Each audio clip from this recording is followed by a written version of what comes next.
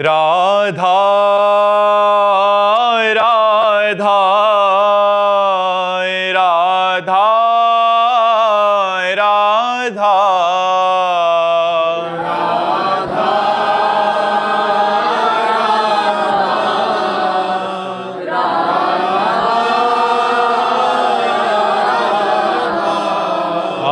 राधा राधा राधा राधा राधा राधा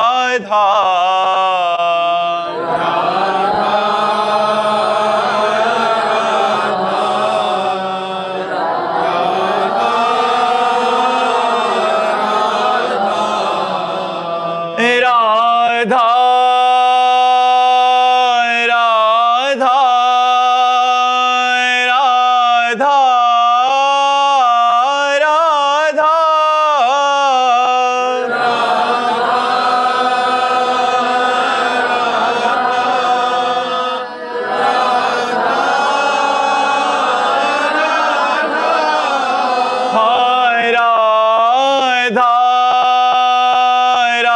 राधा राधा राधा हाय राधा राधा राधा राधा राधा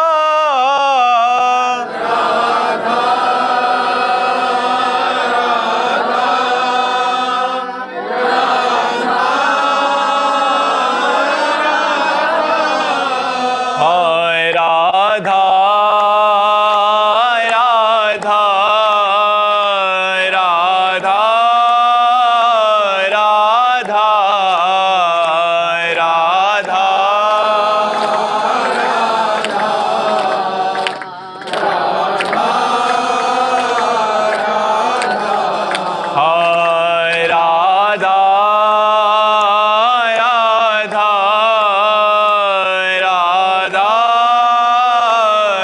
राधा राधा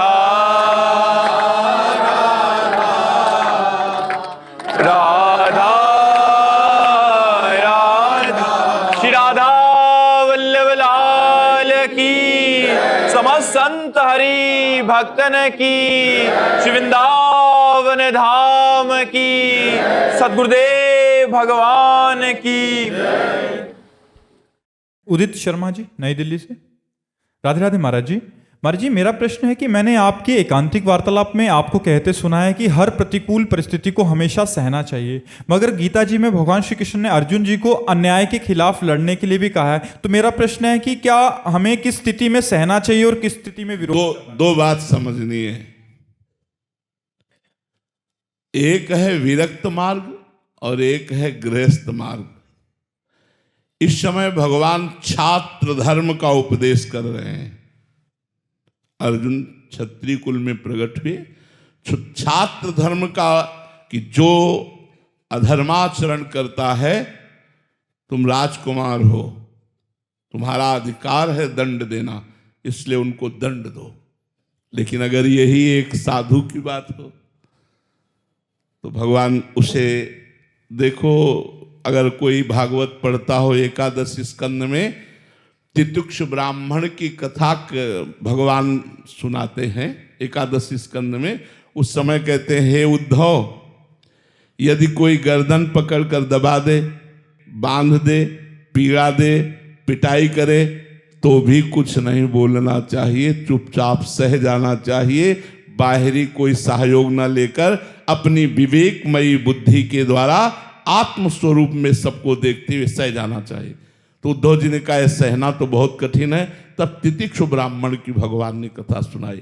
जब हम विरक्त मार्ग का अनुसरण करेंगे, भगवत मार्ग का अनुसरण करेंगे, तो क्षमा, उमा संत कै यही बड़ाई, मंद करत जो कलय भलाई।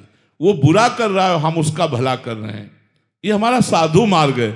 लेकिन उस समय अर्जुन जी छात्र धर्म से युक्त युद्ध भूमि के बीच में हैं, तो भगवान छात्र धर्म का उपदेश कर रहे हैं। और जब ज्ञान मार्ग का, भगवत मार्ग का उपदेश होता है, तो ये क्रूरा पापिनो नच सताम संभाष्य दृश्याश्च ये सर्वान वस्तुतया निरीक्ष परम स्वाराध्य बुद्धिर्मम जो घोर पापी हैं, दुष्ट हैं, नीच हैं, संभाषण योग्य भी नहीं, उनमें भी मेरे श्री राधा वल्लभ लाल विराजमान है, ऐसी दृष्टि रखो। घोर पापी में भी भगवत दृष्टि रखने की बात विरक्त मार्ग, भगवत मार्ग में, भक्त मार्ग में आई है। तो ये बात दोनों का मिलान नहीं हो सकता। दोनों का इसलिए मिलान नहीं हो सकता कि जहां इनको मारो वो उस समय छात्र धर्म का उपदेश है, और जहां ये सहो वहां भगवत मार्ग का उपदेश है। भगवान की ही वाणी से अलग अलग जाए। तो हमको ये समझना होगा इस समय किसके लिए क्या उपदेश हो रहा है, उसको दूसरी जगह से नहीं जोड़ सकते। अलग अलग प्रसंग हैं, उनका अलग अलग उद्देश्य है।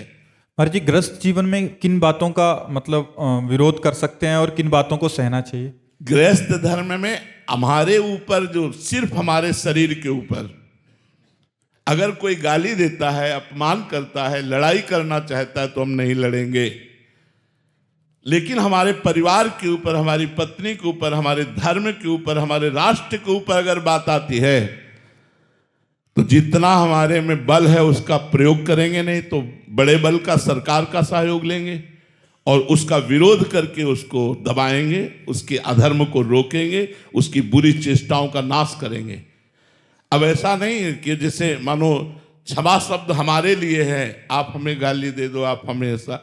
लेकिन वहीं अगर एक दिन भिक्षा मांगने जा रहे थे तो जब लौटे भिक्षा लेकर तो एक गाय जा रही थी और पीछे से एक गड़ासा लिए हुए आदमी, तो हमें देखा, हमने कहा तो मार देगा, जोर से आवाज की, रोका उसे, रुक वहीं, ये क्या है? तो उसने कहा हमारी ठेला में केला रखे हुए थे, ये हम कुछ लेने चले गए। गाय, हम कहा देखो गाय का धर्म है अपना पेट भरना, वो ये नहीं जानती कि तुम बेचने वाले हो या क्या हो, उसको तो केवल अपना पेट भरना है।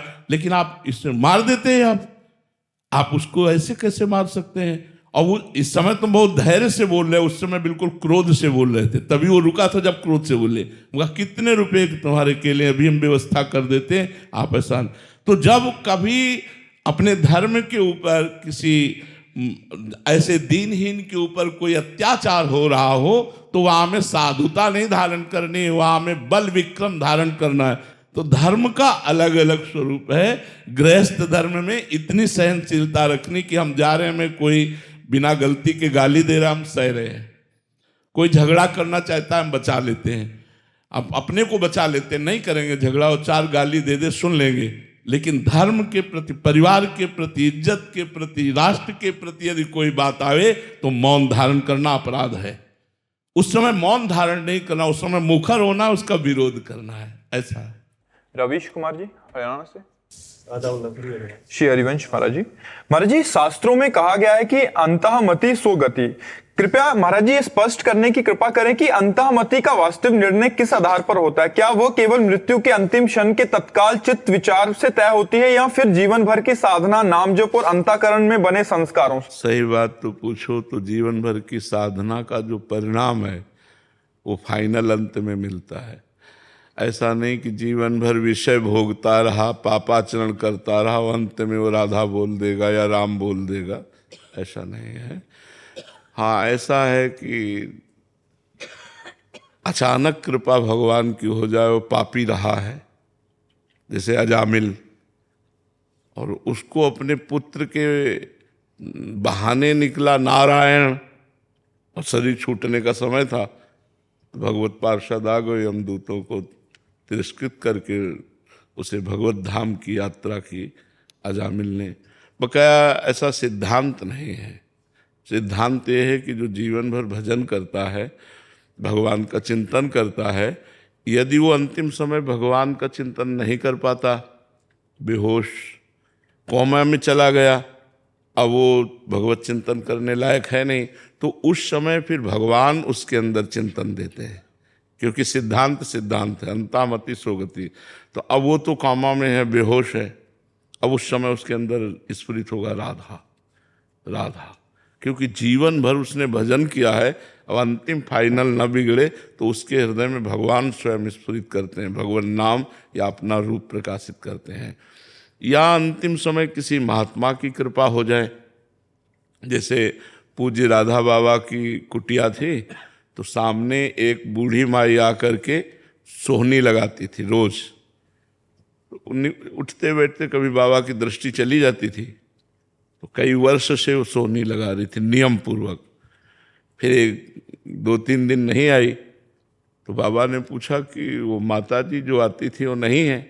ऐसा ना समझे कि संतों की दृष्टि नहीं रहती। बाबा कभी बोले नहीं, कुछ कहा नहीं, लेकिन दृष्टि में तो बोले माता जी ने, बोले महाराज वो तो बहुत बीमार 2-3 दिन से थी, हमें लगता है उनका शरीर पूरा हो जाएगा। बोले अरे शरीर पूरा हो जाएगा, चलो हमें ले चलो, कहाँ है माता जी। अब ले गए तो वो पड़ी ही थी बेहोश स्थिति में। तो ऐसे जाकर माथे पे हाथ रखा और कहा माता जी कुछ दिखाई दे रहा है? बोले हाँ, राधा माधव खड़े हुए हैं, मुस्कुरा रहे हैं और कह रहे हैं चलो हमारे साथ। बाबा उठे और चल दिए और माता जी का शरीर पूरा हो गया। तो किसी सिद्ध पुरुष की अंतिम समय कृपा हो जाए, भगवान की कृपा हो जाए कि कोई भक्त सानिध्य मिल जाए और उसे नाम कीर्तन, मान लो बेहोश है लेकिन उसके वातावरण में नाम कीर्तन शुरू हो गया, जहाँ शरीर बेहोश पड़ा है, तो उसको भगवत गति प्राप्त हो जाएगी। या जीवन भर भजन किया है, अंतिम समय भगवत स्मरण हो जाए या भगवान अंतिम समय स्मरण करवा दें, गति उसकी वही होगी जो जीवन भर भगवान का आश्रय लिया है या किसी संत का आश्रय लिया है। ऐसा नहीं कि पापाचरण कर रहा है। वो एक अजामिल उदाहरण में आए हैं, बकाया ऐसा प्रायः बहुत कम है कि कोई जीवन भर पापाचरण करता रहो, ऐसा संबंध से हो सकता है। तो यदि हमारा कोई संबंधी भागवतिक है और वो उस समय कृपा कर दे, हमें भागवतिक विधान मिला दे, या भगवान कृपा करके स्वयं ऐसा कोई संविधान कर दे अंदर हृदय में, या फिर जीवन भर भजन करता रहा है। पर खास बात जीवन भर भजन करने वाले की है कि जो जीवन भर भगवान का भजन करता रहा, अंतिम समय भगवान का स्मरण कर, वो भगवान का विशेष लाडला होगा। कल्याण हो जाना और भगवान का प्रेम प्राप्त होना, ये दोनों अलग बात है। तो कल्याण तो 2-3 गतियों से हो जाता है, जैसे किसी बहाने से भगवान नाम स्मरण हो जाना, या बेहोश स्थिति में आसपास भगवान नाम कीर्तन होना, चरणामृत पवा देना, रज लगा देना, कोई दया करके ऐसा करुणा करके संत या कोई गृहस्थ भी ऐसा कर सकता है। मान लो कोई प्राणी मर रहा है, हम उसके मुख में चरणामृत डाल दिया, रज डाल दिया, रज लगा दिया, राधा सुना दिया, अब उसका कल्याण हो जाएगा। या अंतिम समय भगवान की कृपा से कोई संत भगवान कृपा कर दे, ये भगवान वैसे प्रेम और विशेष कृपा उसी पर करते जो जीवन भर भजन करता रहा, वो भगवान की फिर दिव्य लीला में सम्मिलित हो जाएगा। कल्याण होना एक अलग बात है, कल्याण तो इतने में भी हो जाएगा कि इन घटनाओं से। लेकिन अंतिम समय प्रायः जो जीवन भर भजन नहीं करते उनको ऐसा मांगलिक संयोग नहीं मिलता, ऐसा मंगलमय संयोग नहीं मिलता। पर कृपालु भगवान कब किस पर कृपा कर दे ये भी नहीं कहा जा सकता। भगवान कृपालु हैं, कब किस पर कृपा कर दे। को जीवन भर पापाचरण करता रहा और अंत में संत समागम हो जाए, अंत में भगवान का स्मरण आ जाए, घबरा कर भगवान को पुकार पड़े अंत में, तो बात बन जाएगी। तो फाइनल में तो जैसी मति होती वैसी ही गति होती है। अब मति भगवान की प्रेरणा, संत प्रेरणा, भक्त प्रेरणा, संयोग, इनके द्वारा बनती है या पूरे जीवन भर भजन करता रहा उनके द्वारा बनती है, इसका निर्णय भगवान ही कर सकते हैं। सोनू जी लुधियाना से। राधा वल्लभ श्री हरिवंश महाराज जी। गुरुदेव भगवान, गुरु कृपा से मिले भजन को करते हुए अगर हम सत्गुण, रजोगुण और तमोगुण को पार करने की चरम सीमा पर हैं, उसके क्या लक्षण हैं? हमारा मंत्र नहीं रुकेगा, चाहे तमोगुण आवे चाहे रजोगुण आवे। वो पता चलता है कि अब तमोगुण आ गया, अब रजोगुण आ गया, अब सतोगुण है, जो भजन करते हैं अच्छे से। पर उसका सबसे पहला लक्षण है कि हमारा एकतार भजन में, जिससे तमोगुण आया तो द्वेष का चिंतन होने लगेगा, क्रोध की वृत्तियाँ, हिंसा की वृत्तियाँ, मतलब गलत वृत्तियाँ। रजोगुण आया तो काम की वृत्तियाँ, ये सब भोगों की वृत्तियाँ आने लगेंगी। तो अब वो भोगों की वृत्तियों में भजन उसका नहीं रुक रहा, वृत्ति चल रही, वृत्ति तो चल रही, पर राधा राधा राधा राधा, तो वो वृत्ति डिलीट होती जा रही, वो संस्कार नहीं डाल पा रहे।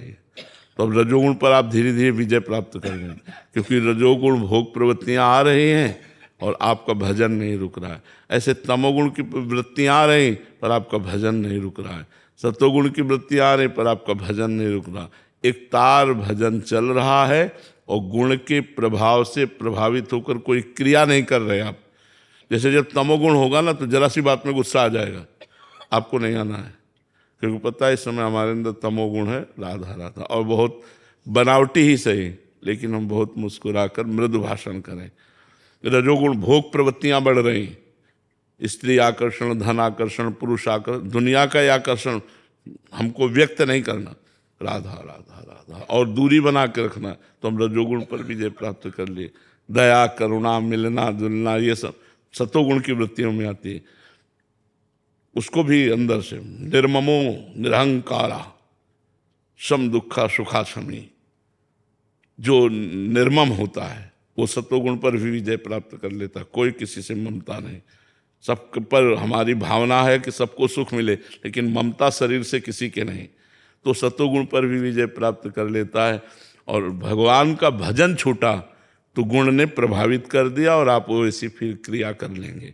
और भजन नहीं छूटा तो गुण तुम्हें प्रभावित नहीं कर पाएंगे, अपनी क्रियाओं में नहीं ले जा पाएंगे, अपना संस्कार नहीं बना पाएंगे। तभी तो कभी अच्छा भजन होता है, कभी भोगों की प्रवृत्ति होती है, कभी नाना प्रकार के राग द्वेष का चिंतन, क्रोध, हिंसा, आलस्य, तमोगुण, प्रमाद, आज नहीं करते भजन ऐसा। तो ये सब गुणों का प्रभाव प्रभावित कर रहा है। और एक तार हमारा भजन चल रहा है और ये गुण आते जाते रहते हैं, फिर धीरे धीरे शांत हो जाते हैं। फिर गुणों का प्रभाव अंतःकरण पर नहीं पड़ता, वो बिल्कुल भगवत स्वरूप में स्थित रहता है। पर अभ्यास के द्वारा ऐसा। और खान पान, अगर हमारा खान पान रजोगुणी है तो भजन एक तार नहीं चल पाएगा, तमोगुणी है तो नहीं एक तार चल पाएगा, सतोगुण वाला हमारे भजन में सहयोग करेगा। यदि सतोगुणी भोजन है तो हमारे भजन में सहयोग करेगा। लेकिन सतोगुण भी फंसाने वाला ही है, माया में मुक्त करने के लिए तीनों गुणों से ऊपर उठना पड़ता है। तो खूब नाम जब प्रधान पहचान, भगवत चिंतन न छूटने पावे। भगवत चिंतन छूटना तो मतलब फिर उन गुणों का प्रभाव हो जाएगा। यही डर ही डरप हरिवंश हित, जिनो भ्रवै गुण सलिल पर, जी नामन मंगल लोक तिहूं, सुहरिपद भज न विलंब कर। देर मत करो, जिनका नाम तीनों लोकों का मंगल करने वाला है उनका भजन करो, उनके चरणों का आश्रय लेकर। भजन छूटा तो गुण प्रवाह, जो गुण सलिल है, सलिल माने पानी, प्रवाह जो है वो आपको गिरा देगा।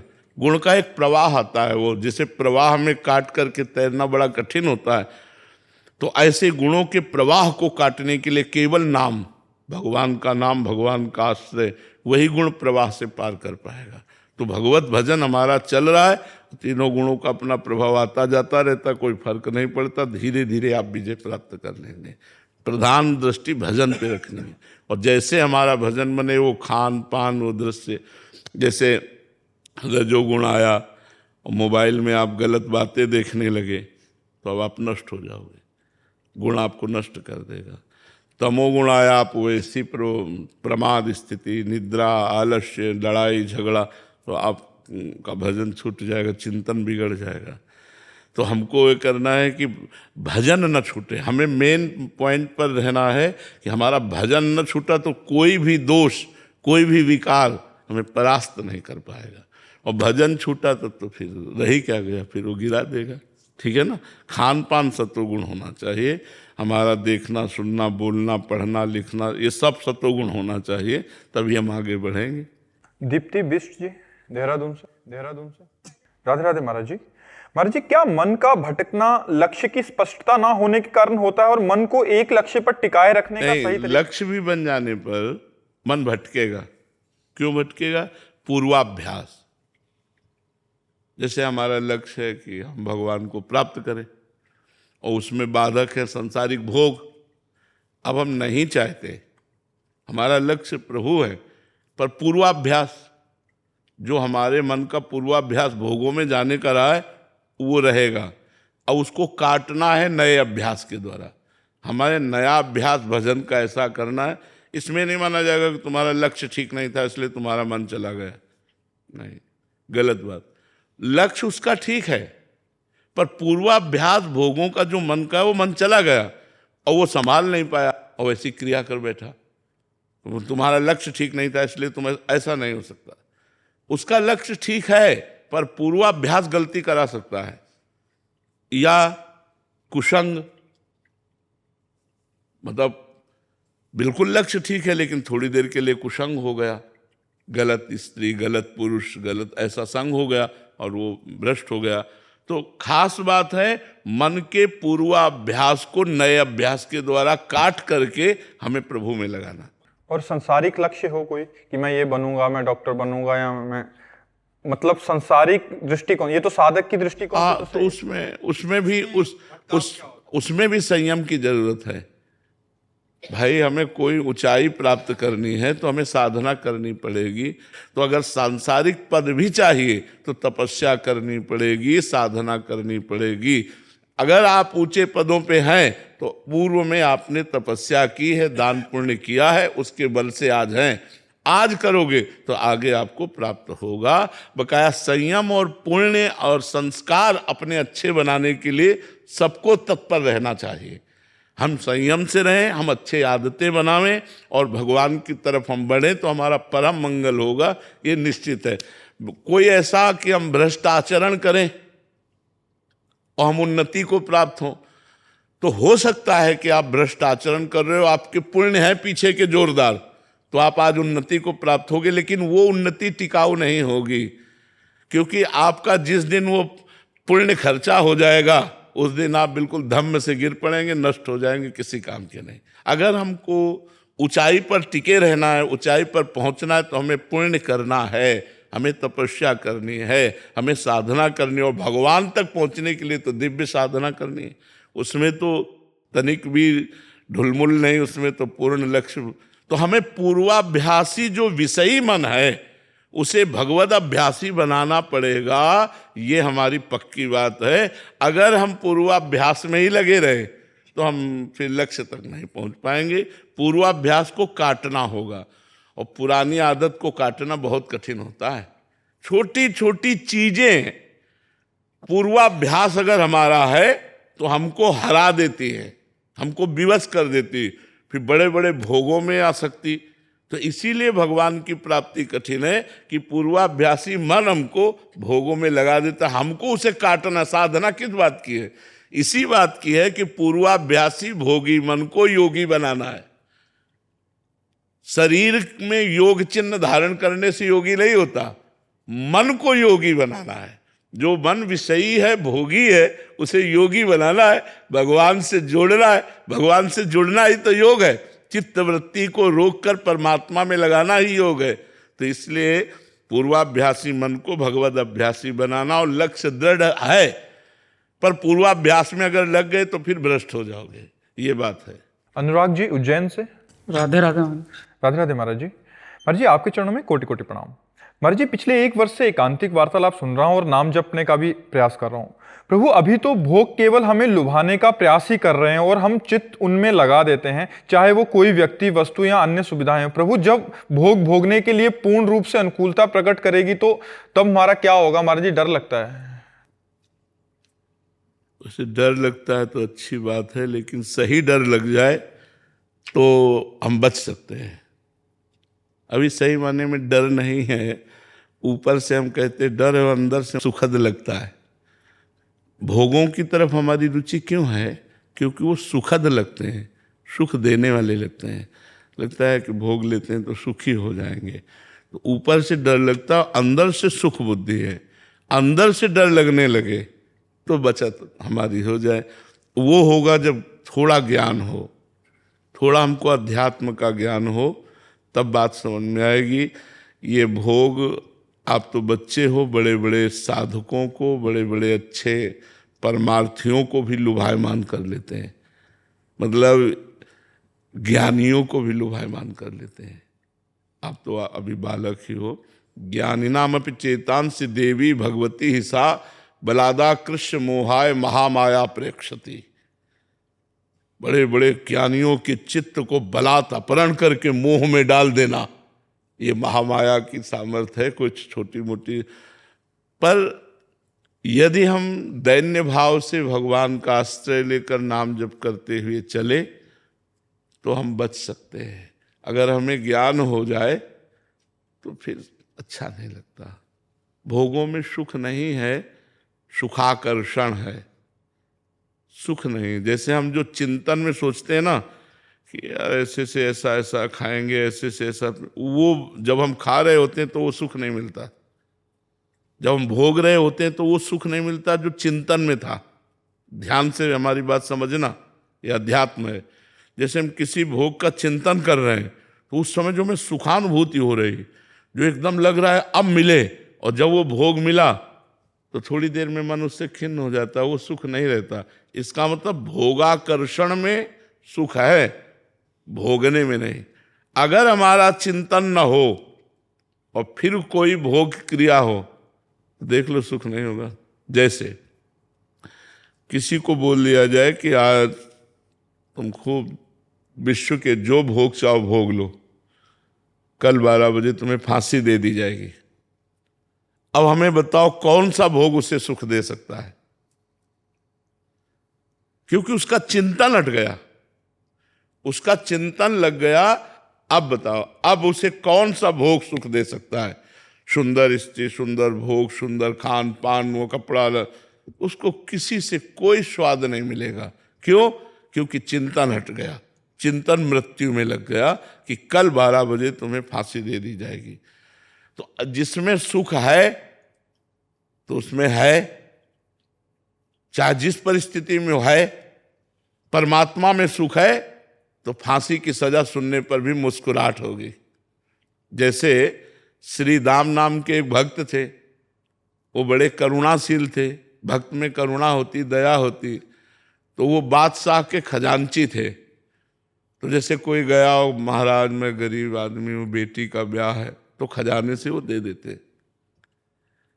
यद्यपि चाहिए कि राज आज्ञा लेकर खजाने से दें, पर राज आज्ञा चूंकि वो इतना दयावान करुणावान तो था नहीं कि सब गरीबों के लिए वो आज्ञा कर दे, तो इसलिए वो कर देते थे। धीरे से काजी को पता चला, जांच हुई तो बात पक्की मिली और उन्होंने स्वीकार किया कि हम बिना राज आज्ञा के खजाने से हम दे देते हैं, तो ये अपराध बनाना।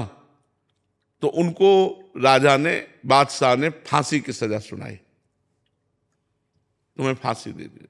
और बड़े भक्त, भगवान का भजन करने वाले, बड़े करुणा में, मतलब वो राज आज्ञा में रहते थे लेकिन वो संत थे। उनका चरित्र आया, श्री राम जी का चरित्र है। वो मुस्कुरा दिए, जब फांसी की आज्ञा हुई तो मुस्कुरा दिए। और उनके आराध्य देव थे महाराष्ट्र में जो विराजमान विट्ठल भगवान है, विट्ठल भगवान आराध्य देव थे। तो कहा जैसी विट्ठल की कृपा। तो उनका तुम्हारी अंतिम इच्छा क्या है? तो उनका एक बार विट्ठल भगवान के सामने से मुझे निकलवा दो, मतलब एक बार आंख मिलवा दो। तो उनको बंधन में डाल करके और विट्ठल भगवान के सामने गए, कहा आप राजी हो? बस चल दिए, आप राजी हो कि मुझे फांसी हो? तो हम राजी हैं। जोई जोई प्यारो करे सोई मोहि भाए। यदि प्यारे तुम्हें ऐसा लगता है कि अब मेरा शरीर अंत हो फांसी के द्वारा, तो कोई बात। इधर भगवान पहुंचे बादशाह के पास, 15-16 वर्ष की अवस्था। भगवान तो कितना भी आग को कितना भी छुपा छुपते थोड़ी, कमल नयन, और मुस्कुरा करके सलाम किया, क्योंकि वो पहली बात तो रूप ही देख करके उसका होश उड़ गया।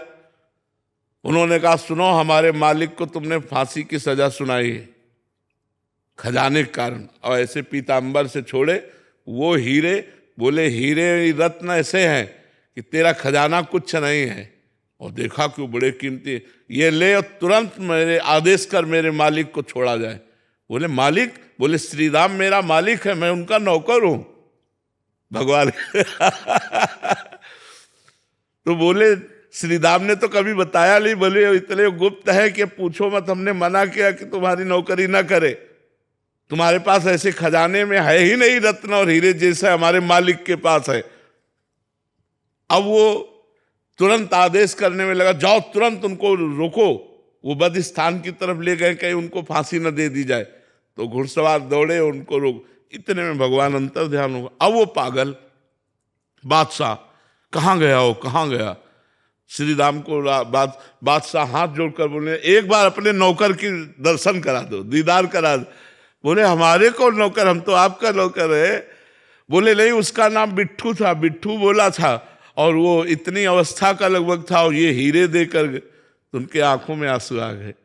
अरे बोले ये नौकर नहीं, अखिल ब्रह्मांडों के मालिक भगवान विट्ठल हैं जो हमारी रक्षा के लिए आपके सामने ऐसे आए थे।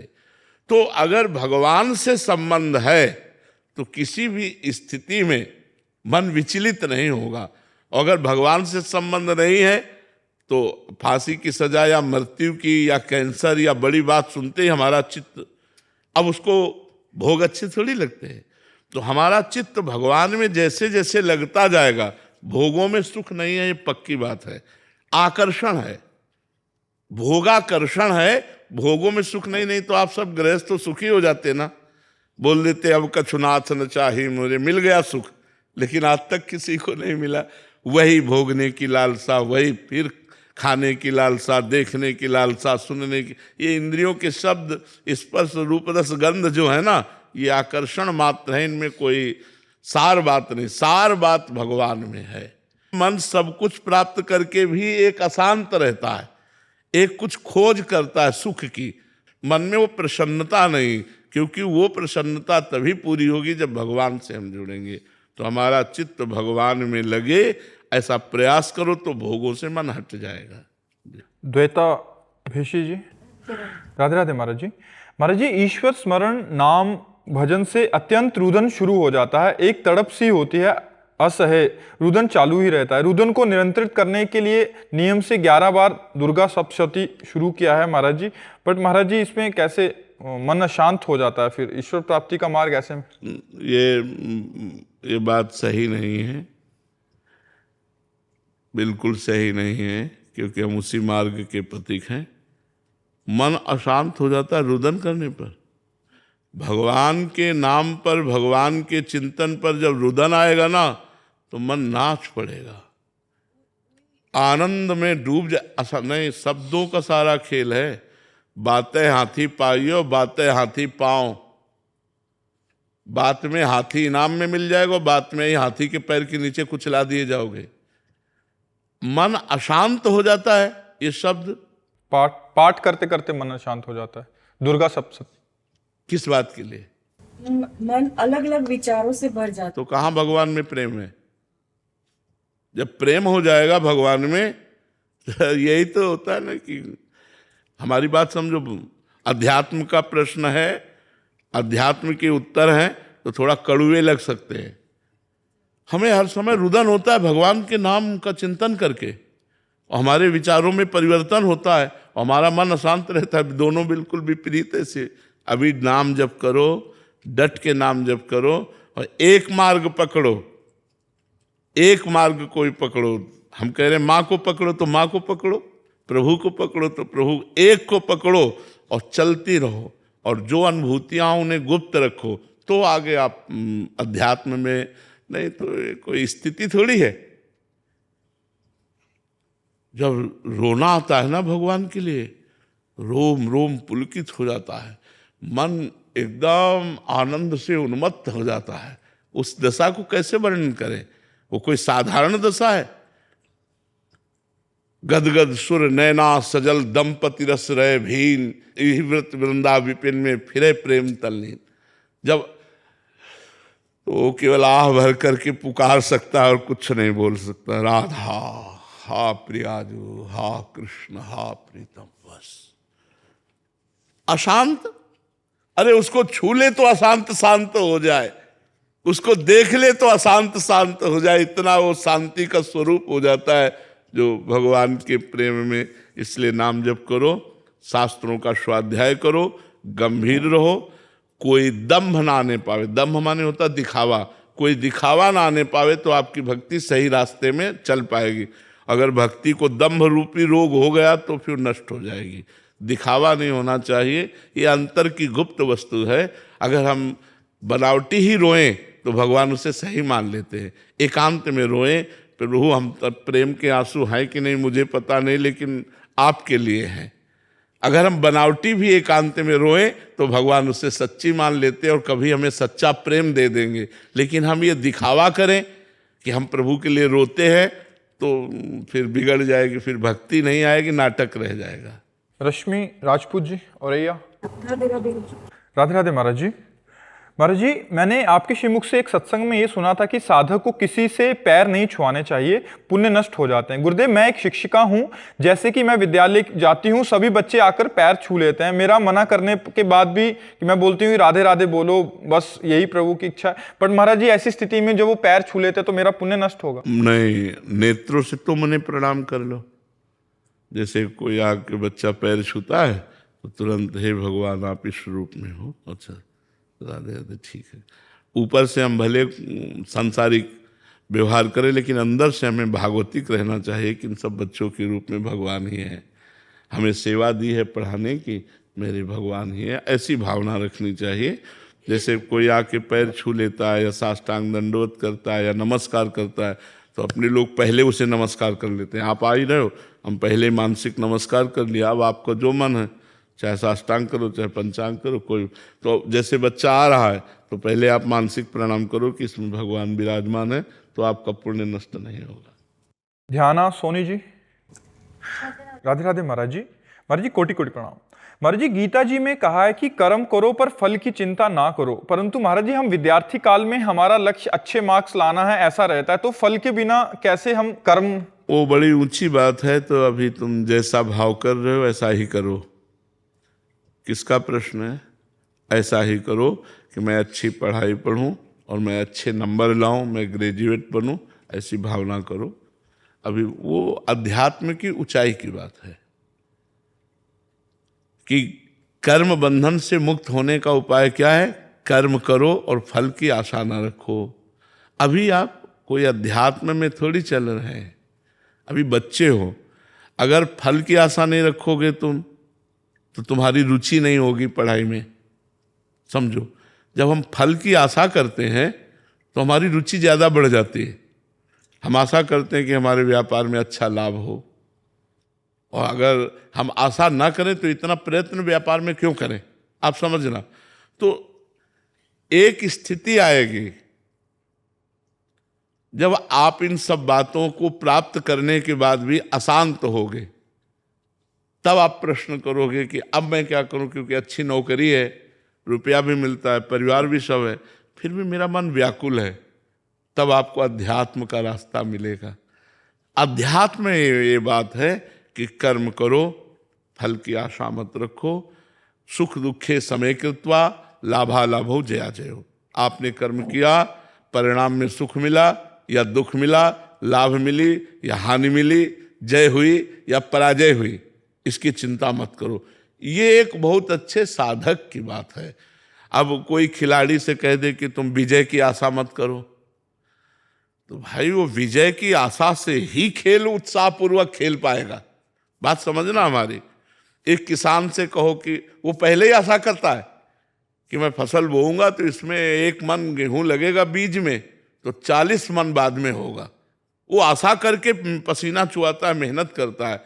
तो ये जो प्रारंभिक कर्म है, ये आशा से ही पूर्ण होने की भावना हमारे अंदर कर्म में प्रवृत्त करती है। कोई भी बिना आशा के कर्म कहाँ करता है संसार में? आशा तो हो जाती है ना, मैं ये करूंगा तो लगभग इतनी प्रॉफिट हो जाएगी, उसके फल की आशा करके ही वो कर्म में प्रवृत्त होता है। अब वो जब कर्म का फल दुख आया तो विचलित हो जाता है। हर बार थोड़ी कि आप विजयी ही होते रहोगे, कभी कभी पराजय भी आती है। तो भगवान इसलिए कह रहे हैं कि तुम समान भाव बना रहे तुम्हारा, तुम दुख सुख से लिप्त ना हो, इसलिए तुम फल की आशा मत करो। पर वो ऊंची बात है। अभी बच्चे हो तुम, खूब अच्छी आशा करो कि मैं ग्रेजुएट हूँ, मैं अच्छे नंबर से पास हूँ, मैं अमुक डिग्री प्राप्त करके अमुक नौकरी करूँ। आशा रखो, जिससे तुम्हारे प्रयत्न में उत्साह रहेगा, तुम्हें कर्म करने में उत्साह रहेगा। वो तो योग है। अभी तो आप संसार के बच्चे हो, नाम जप करते रहो और खूब अच्छी पढ़ाई। हर व्यक्ति चाहता है, जैसे भजन करने वाला, मैं अच्छा भजन करूं, भगवान का अच्छा भक्त बन जाऊं, भगवान के चरणों का मुझे प्रेम प्राप्त हो, ऐसी आशा तो करता है ना। लेकिन भजन का जब एक फल उत्पन्न होगा हृदय में, तो सब आशाएं शांत हो जाती हैं। मिले भगवान न मिले, दुख मिले सुख मिले, गति हो दुर्गति हो, इन सब बातों से मन हटकर शांत भजन में भगवदाकार हो जाता है। वो स्थितियां हैं। अभी तुम ऐसा जैसा भाव है वैसे चलो और नाम जप करते रहो। राधा राधा जो तुम्हें प्रवीण बनाएगा, तुम्हारी बुद्धि को शुद्ध करेगा, लौकिक पारलौकिक सुख प्रदान करने में समर्थ है राधा नाम, इसलिए राधा राधा जपते रहो। हर्ष कुमार राणा जी गुजरात से। श्री हरिवंश महाराज जी, आपके चरणों में कोटि कोटि प्रणाम। महाराज जी, पिछले 2 सालों से आपके द्वारा बताए गए मार्ग पर चलने का प्रयास कर रहा हूँ। गुरुदेव, मैंने आपकी श्री वाणी से शरीर के बारे में सुना है कि स्थूल शरीर, सूक्ष्म शरीर और कारण शरीर, और यही तीनों शरीरों से भागवतिक चेष्टाओं के बारे में। तो महाराज जी, भागवतिक चेष्टा कैसे करें? भागवतिक चेष्टा हो रही है कैसे समझें? और भागवतिक चेष्टा हो रही है पर स्वीकृति कैसे आए और स्वीकृति को दृढ़ कैसे करें? भागवतिक चेष्टा का तात्पर्य होता है तस्मात् शास्त्रम प्रमाणम ते कार्या अकार्यो व्यवस्थितौ। शास्त्र के अनुसार हमारे कर्म होने चाहिए, शास्त्र विरुद्ध कर्म नहीं होने चाहिए। जब स्थूल शरीर से पवित्र धर्म में भागवतिक क्रियाएं होती हैं या जो भी कर्म है वो भगवत समर्पित किए जाते हैं, तो उसका प्रभाव सूक्ष्म शरीर पर पड़ता है। सूक्ष्म शरीर है मन, बुद्धि, चित्त, अहंकार, 5 ज्ञानेंद्रियां, 5 कर्मेंद्रियां, ये है। तो जो सूक्ष्म शरीर है वो पवित्र संकल्प करने लगता है मन, बुद्धि पवित्र निश्चय करने लगती है, चित्त पवित्र भगवान का चिंतन करने लगता है, अहंकार भगवान के दासत्व में बदलने लगता है। प्रभु मेरे स्वामी, मैं प्रभु का दास। इसका प्रभाव पड़ता है कारण शरीर पर। कारण शरीर कहते हैं स्वभाव। जैसे हमारे यहाँ श्री सेवक जी महाराज कहते हैं, यह जो पर्यो मोहि सहज स्वभाव, श्री हरिवंशम नाम रस चाव, नाव सुदृढ़ भव तरन को। बोले मेरा ये स्वभाव पड़ गया है कि निरंतर श्री हरिवंश, श्री हरिवंश, श्री हरिवंश, ये नाम हमारे चलता रहता है। स्वभाव, कारण शरीर स्वभाव। श्रुतौ राधिका कीर्तिरंता स्वभावे। हमारा स्वभाव बन गया है प्रिया प्रीतम की चर्चा सुनने का। श्रुतौ राधिका कीर्तिरंता स्वभावे, हमारा स्वभाव बन गया है प्रिया प्रीतम के जस का कीर्तन करने का। तो जब स्थूल शरीर से कोई पवित्र क्रियाएं, धर्म में भागवतिक क्रियाएं करता है, तो उसका सूक्ष्म शरीर पवित्र होता है। जब सूक्ष्म शरीर पवित्र होता है तो उसका स्वभाव बदल जाता है। जो स्वभाव भोगी था वो योगी हो जाता है, जो प्रपंची था वो भगवत स्वरूप हो जाता है। तीनों बदल गए, स्थूल, सूक्ष्म और कारण। और जहां तीनों पवित्र हुए, तो जैसे साफ दर्पण में अपना प्रतिबिंब साफ दिखाई देता है, ऐसे स्वच्छ अंतःकरण में, पवित्र बुद्धि में ज्ञान का प्रादुर्भाव होता है और वो अपने स्वरूप को देखता है कि मैं इन तीनों शरीरों से अलग हूं, स्थूल, सूक्ष्म और कारण, और वो जीवन मुक्त महापुरुष हो जाता है।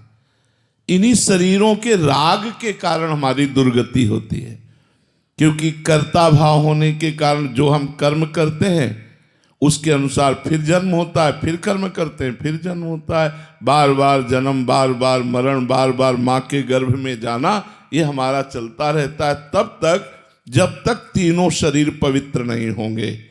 स्थूल, सूक्ष्म और कारण तीनों का राग नहीं त्याग देते, तब तक हमारा ये आवागमन चलता रहेगा।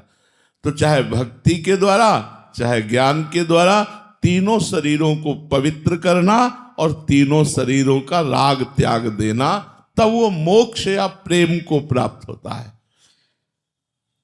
अगर शरीर से प्रेम बना रहे, आसक्ति बनी रहे, तो भक्ति रंग नहीं लाई। भक्ति जब रंग लाती है तो देह कुटुंब ते जाए छूट सब ही विधि नातो। शरीर से राग उसका खत्म हो जाता है। शरीर सुख में है या दुख में, उसके भगवत चिंतन पर कोई फर्क नहीं पड़ता।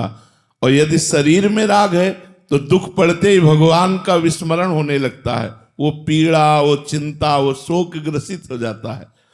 इसलिए तीनों शरीरों का राग भगवान की कृपा से नष्ट होता है। साधन हम करते हैं, कृपा भगवान करते हैं। केवल साधन से ही नहीं होता, इसमें मुख्यतः महत कृपा होती है। मुख्यस्तु महत कृपा ही हो, महापुरुषों की कृपा, भगवान की कृपा, तो हमारे शरीरों का राग नष्ट हो जाए और भगवान से प्रेम हो जाए या आत्मस्वरूप का बोध हो जाए। आप समझ पाए? मनोज जी, मर्जी भागवत जी में एकादश स्कंद में लिखा है कि हे उद्धव, तुम ज्ञान के सहित अपने स्वरूप को जान लो और ज्ञान विज्ञान से संपन्न होकर भक्ति भाव से मेरा भजन करो। मर्जी यहाँ कौन से ज्ञान विज्ञान को जानने की बात कह रहे हैं? देखो,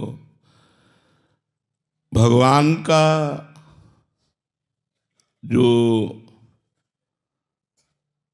ये रचनात्मक स्वरूप संसार है,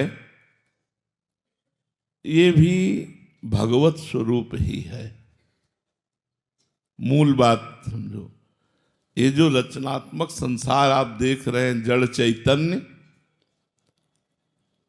गोस्वामी तुलसीदास जी कह रहे हैं, जड़ चेतन जग जीव जत, जितना भी जड़ चैतन्य जीव है, बोले सकल राम मैं जानी, मैंने ये जाना कि ये सब भगवान ही है। अच्छा, सब भगवान है तो यहां कौन है? अपने में भी तो भगवान है। ये जान जाना कि भगवान हमारे हृदय में ही विराजमान है, सबके हृदय में विराजमान है। ये बहुनाम जन्म नावंते ज्ञानवान माम प्रपद्यते वासुदेवा सर्वमित सा महात्मा सुदुर्लभा। भगवान ने इसे ज्ञान कहा है। बहुत जन्मों की साधना के बाद किसी को ये ज्ञान प्राप्त होता है। भगवान श्री कृष्ण जी कह रहे, बहुनाम जन्म नावंते ज्ञानवान माम प्रपद्यते वासुदेवा सर्वमिति। सब जगह वासुदेव हैं और यहां भी वासुदेव हैं।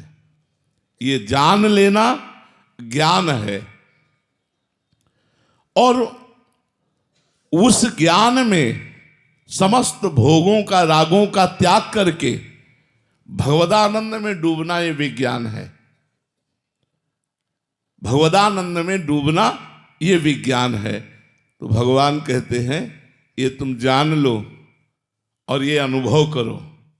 विज्ञान माने होता है अनुभव करो। अनुभव करके फिर मेरी भक्ति में लगो। भगवत स्वरूप होकर भगवान की भक्ति में लगो। भगवत स्वरूप हो। अभी हम अज्ञानी हैं तो देह भाव से भक्ति करते हैं, थोड़ा पवित्र हुए तो अंश भाव से भक्ति करते हैं, जीव और ईश्वर। और जब परम पवित्र हुए तो भगवत भाव से भक्ति करते हैं। यहां जो है वही सामने विराजमान है। एक बार हनुमान जी से पूछा वशिष्ठ जी ने कि आप कौन हो? तो हनुमान जी ने कहा, देह भाव से स्वामी वो बैठे हैं और सेवक ये बैठा है। अंश भाव से अंशी वो बैठे हैं और अंश ये बैठा जीव। अंश भाव में जीव और स्वरूप भाव में जो वो बैठे वो यहां बैठा है। ईश जो वहां है वो यहां है। ये ज्ञान और इसी आनंद में डूबना ये विज्ञान। इस आनंद में डूबते हुए भगवत स्वरूप होकर भगवान की दिव्य भक्ति में डूबते हुए हमारे प्रति समय व्यतीत करो। भगवान ऐसा आदेश कर रहे हैं। समझ पाए आप प्रभु जी? अनुराधा कुमावत जी, राधे राधे महाराज जी। महाराज जी, मैं पिछले 3 सालों से राधा नाम जप करने का अभ्यास कर रही हूँ। महाराज जी, मन और इंद्रियां ज्यों की त्यों ही चंचल है। मैं सर्वथा सामर्थ्यहीन हो गई हूँ। ना प्रवृत्ति मार्ग में मन लगता है, ना निवृत्ति मार्ग को, मतलब खाने को दौड़ता है। हाँ, कई बार हमने चर्चा की है कि भगवदानंद मिला नहीं और विषयानंद छोड़ दिया बड़ी दुख की यात्रा है। ये यात्रा सबको काटनी पड़ती है।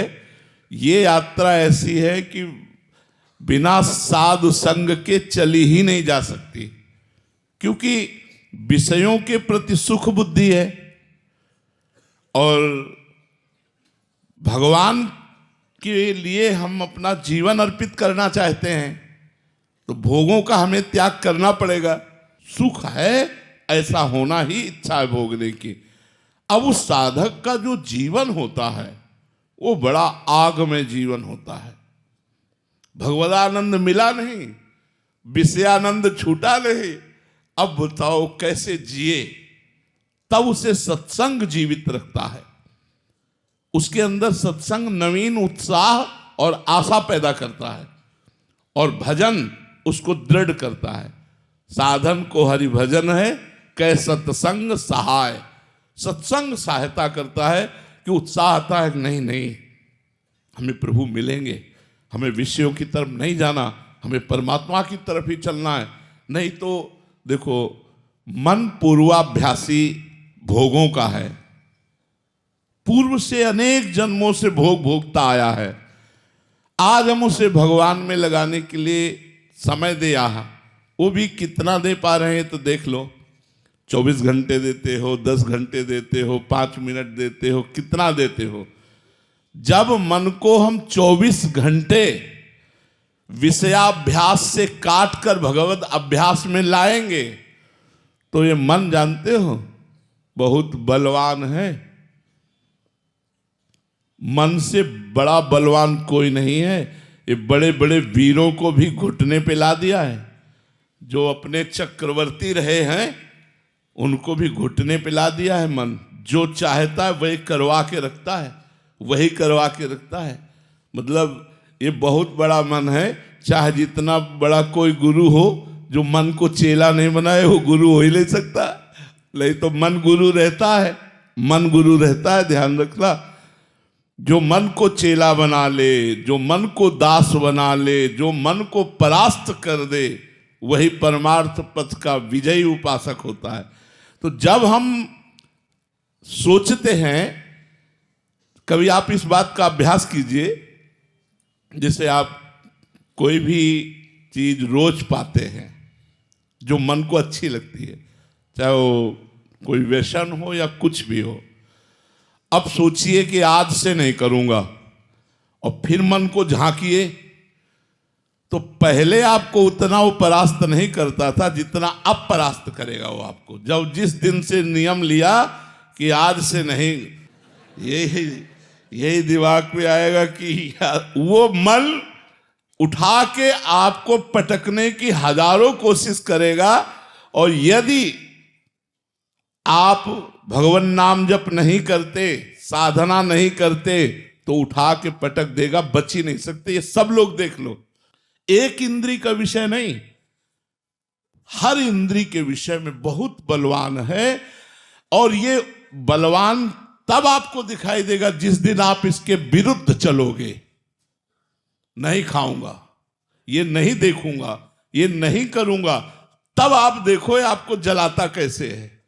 तब हर समय दिमाग में वही नाचेगा कि अब एक बार तो फिर, एक बार तो फिर।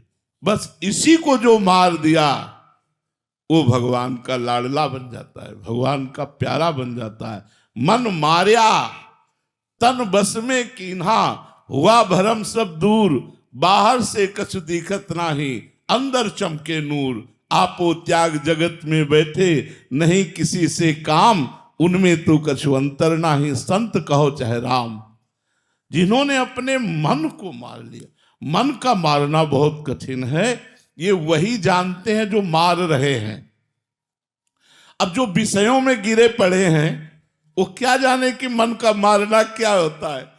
बात यह है कि जब हमारा मन चाह रहा है और हम उसे ना दें और वो वस्तु समीप हो, खास बात, समोसा चटनी रखा है और मन कह रहा पा लो, और आप कहो नहीं पाएंगे। अब आप देखो तो चमत्कार उसका मन का। अगर यहां दिमाग में समोसा न भर दे तो बता देना, वो दिमाग में भर जाएगा कि अब खा लो तभी शांति होगी। ऐसे हठीले मन को भगवान के नाम जप के द्वारा ही रोका जा सकता है, दूसरा कोई उपाय नहीं है। ये ऐसा हठीला, पूछो मत पूछो मत। पूरा विश्व इसी के नचाए नाच रहा है, इस मन के नचाए। भगवदाकार मन जीवन मुक्त और विषयाकार मन बंधन और मोक्ष मन का है। तो हमें चाहिए कि नाम जब श्रद्धा पूर्वक करें। श्रद्धा किस बात की? कि चाहे जीवन में भगवान न मिले, चाहे जीवन में हमें कोई सुख न मिले, लेकिन नाम जप नहीं छोड़ूंगा, वो तो पार हो सकता है। और जो हुआ कि 3 साल हुए जब करते, अभी सिद्ध हुए कि नहीं मन मालंग, तो भूल जाओ, मार्ग छूट जाएगा। मन अश्रद्धा पैदा कर देगा। तुम 3 साल की बात करते हो, हम 30 वर्ष की बात करें कि 30 वर्ष हो गए और भी मन को संभाल नहीं पाए। मन वैसे ही जब उछाल मारता है, मीरा जी कहती है गिरधर ये मतवाला हाथी मन कोई भी जंजीर नहीं मान रहा, हर जंजीर तोड़ देता है। गोस्वामी जी तुलसीदास जी कहते हरिजू मेरो मन हठ न तजय।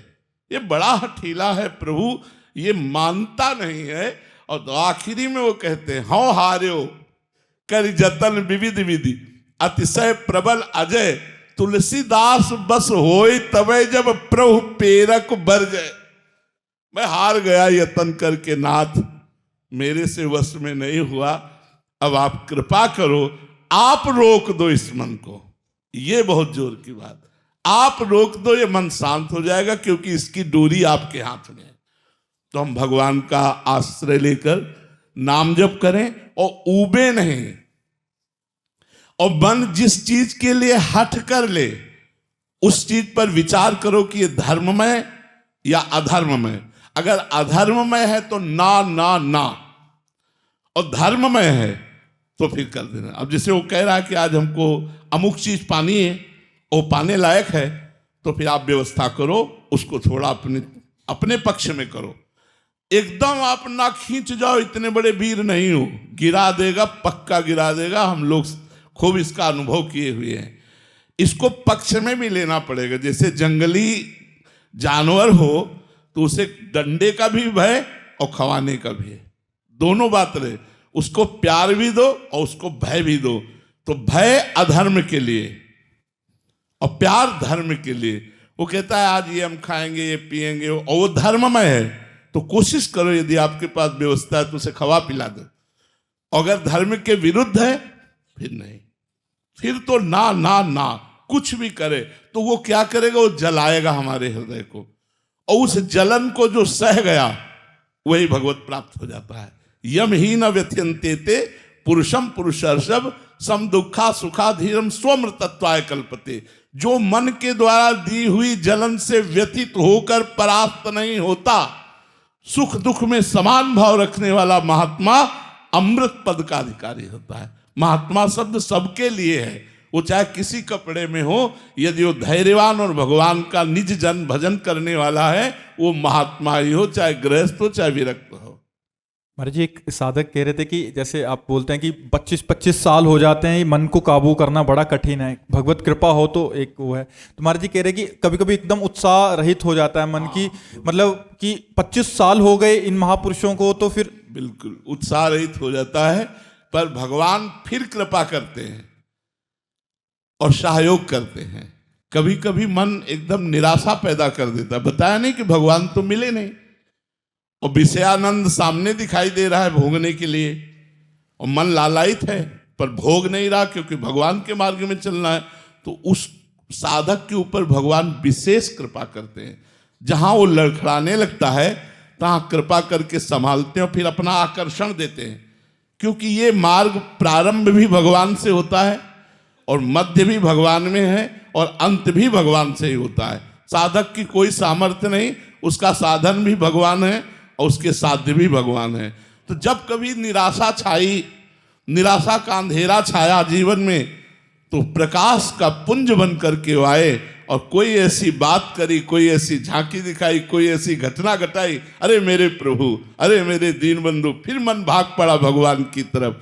ऐसे चला जाता है और वो भगवान पकड़ कर चलाते हैं। आप निश्चित समझो, जिस समय साधक जलता है तो एक एक सेकेंड का हिसाब भगवान देते हैं उसके, फिर इतना आनंद देते हैं कि नाच पड़ता है और कहता है पायो जी पायो, मैंने राम रतन धन पायो। नाच नाच करके मीरा जी कहती है कि वस्तु अमूलक दी मेरे सतगुरु, सदगुरु ने अमूल्य वस्तु दे दी, भगवान का नाम।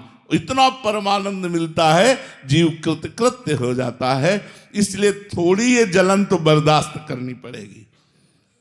एक दिन यहां एकांतिक में कह रहे थे, संसार का मार्ग तो जलन जलनमय ही है, भगवत मार्ग थोड़ी देर के लिए जलन सह जाओ फिर निकल जाओगे। ये थोड़ा रास्ता जो जब तक भोगाकर्षण भस्म नहीं हो जाता तब तक आपको जलन। अब कितना भजन आप करते हैं देखना है। अगर आप 24 घंटे भजन कर रहे हैं, तन्मयता धारण कर रहे हैं, तो महीनों में हो सकता है। आप थोड़ा भजन किए, विषय सेवन किए, तो वर्षों लग सकते हैं, जन्म लग सकता है, कई जन्म लग सकते हैं। ये बहुत बड़ी यात्रा है। देखो, अगर 3 वर्ष में 3 सेकेंड भी नाम में लग गया तो आपने बहुत बड़ी विजय हासिल कर ली। अनंत जन्मों का बिगड़ा हुआ मन 3 मिनट 3 सेकेंड यदि भगवान में लगने लगा तो आपने विजय हासिल कर ली। मतलब दवा काम कर रही है। रोग में 3% अगर हमारा सुधार हुआ तो हमें चिंता नहीं करनी चाहिए, वो पूरा 100% सुधार कर देगा। और देखो, लग तो गया है यार। जितने लोग बैठे हो, अगर आपने 10 मिनट का नियम लिया है नाम जप का, और उस 10 मिनट में कोई आ जाए तो आपको डिस्टर्ब करे तो आपका मन ही कह देगा, मतलब 10 मिनट राजी हो गया। अगर धीरे धीरे इससे हम समय बढ़ाते जाएं और 24 घंटा तो चलते फिरते, उठते बैठते, खाते पीते, सोते जागते, हर समय नाम जप, अरे फिर क्या कहना है। माया पर विजय प्राप्त हो गई, भगवान का साक्षात्कार।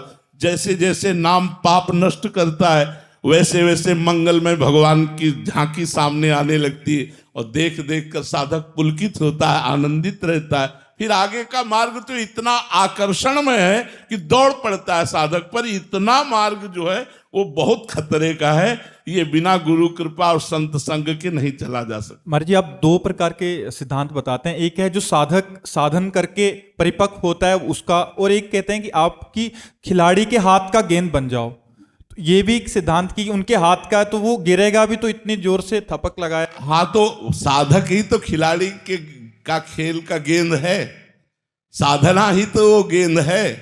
मान लो साधन से वो भ्रष्ट हो गया, गिर गया, तो फिर भगवान उसको गिरा थोड़ी रहने देंगे, थपक मारी और लक्ष्य तक पहुंचा दिया।